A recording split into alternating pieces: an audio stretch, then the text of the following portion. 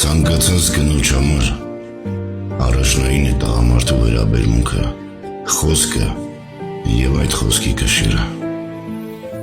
Երբ կինը հանդիպում է նման տղամարդու, հավատացնում եմ, որ նա ինքն իր կամքով հնազանդվում է նրան իր ամբողջ էությամբ։ Կարող ես վստահ լինել,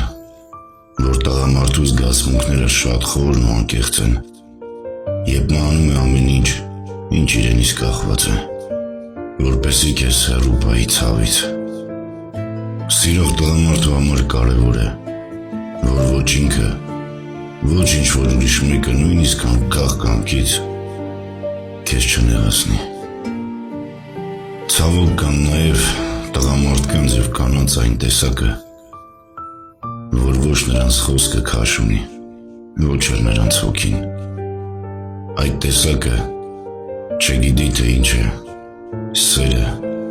և սիրելը։